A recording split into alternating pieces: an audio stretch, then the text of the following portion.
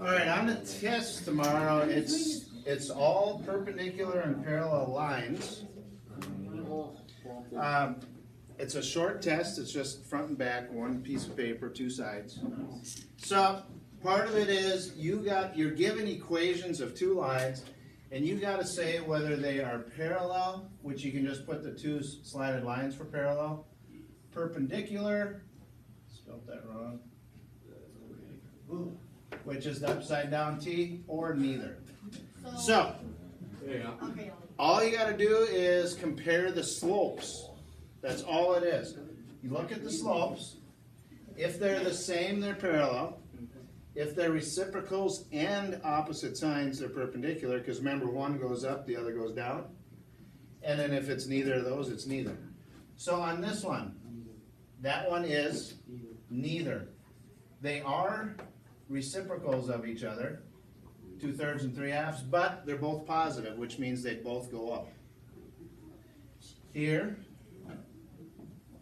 these two lines would be parallel, because they have the same slope. Yeah. This one is the trickiest one. What are the slopes of each of those? 0, -1 and 1. -1 and 1, because remember, if there's nothing in front of the x, it's a 1. So they are opposite signs, and 1 is the only number that's a reciprocal of itself. So this one is perpendicular. And then here, 5/2 and -2/5. Perpendicular, because they are reciprocals, and one's positive, one's negative. So that should be easy. Finding the slope of a line that passes through 2 points. To find slope, M, it's y minus y over x minus x. You gotta remember, most people that get this wrong do the x's on top.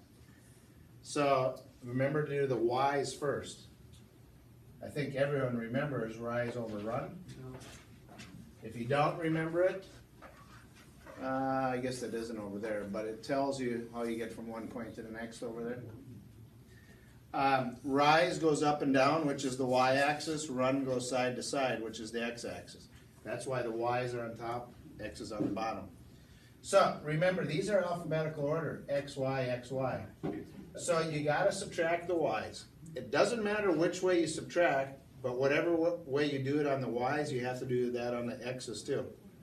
So if I take this y minus that y, that gives me 3. But since I started here and subtracted that, I got to do the x the same way.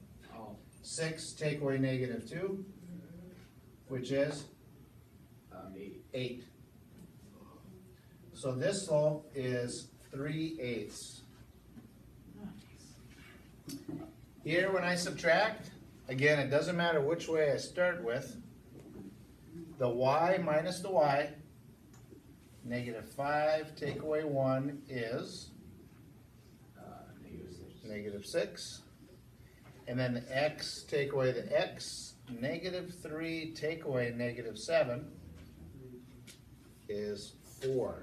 Because remember, when you subtract the negative, change the sign, change the sign. -6/4. We don't have to reduce these. You can. That would be -3/2. But remember, don't write it as a mixed number, because a slope just has rise over run. You don't want to write this as -1.5 or -1.5, because you need a top number, you need a bottom number. All right? Then there's some pictures of graphs of sets of lines. Yeah. I don't know, I think there's like 6 of them, something like that. And just like these, you got to say whether the lines are parallel, perpendicular, or neither. So you got to find the slopes. Some of them you can tell just by looking at them. Yeah. Now, just asking everyone here, of these first 3, is perpendicular going to be possibly one of your answers? No. No, good, remember that. Remember I told you before, every time I've given this test, there's always been at least one person that has either called one of these perpendicular or one of these parallel. So I'm guessing they were just writing down random answers, but hopefully they were. So, to check to make sure these are parallel, you gotta find the slopes. This slope rises 1 and runs 2. This you can start anywhere on, you don't have to use the points they give you. If I rise 1 and run 2, I end up back on the line.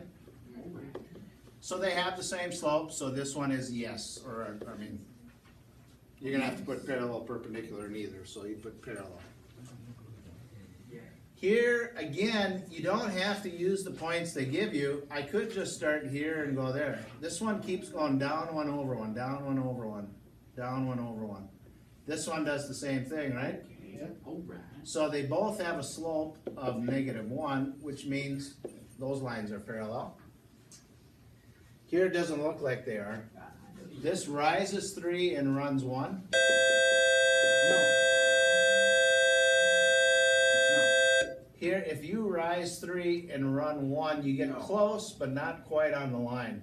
This one rises 1, 2, 3, 4, 5, and over 2. So that has a slope of 5/2. So this one is neither parallel nor perpendicular. Down here, if you check the slopes, again, you can go from any 2 points. If I go from this point up to this point, you could just count, but they do give you the numbers, so you could do it this way too. Y minus y over x minus x. 4 take away -3 is 7. 3 take away 0 is 3. So that slope is 7/3, which rises 7, runs 3. This one, y minus y, 2 take away -1 is 3. -3 take away 4 is -7. So you can see they are reciprocals and they're opposite signs, so they're perpendicular. Then, the last part of the test is writing the equations. Just like the assignment we just corrected.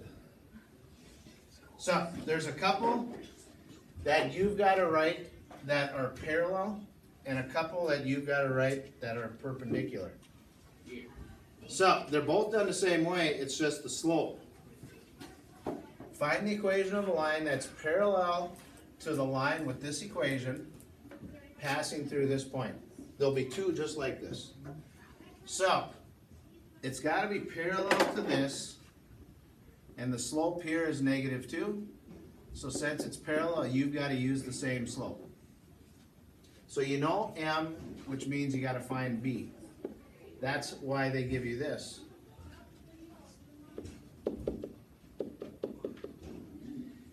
So to find B, this stands for an X and that's a Y, so put -4 in for Y. We know the slope has to be -2, so you put that in for M. X is a -1 plus B, and then you just solve it. -2 times 1 is, or -1 is +2. So then you just subtract 2, and you get -6 equals B.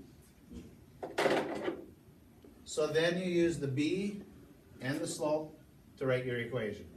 Y equals M X plus B, which is a -6, so you can just put -6. So that's the parallel one. You use the same slope.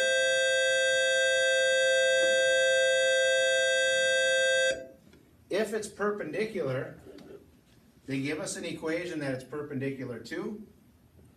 This slope is -3. So we don't use the same because then it'd be parallel. What slope would you have to use? 1/3. You got to reciprocal that and change the sign.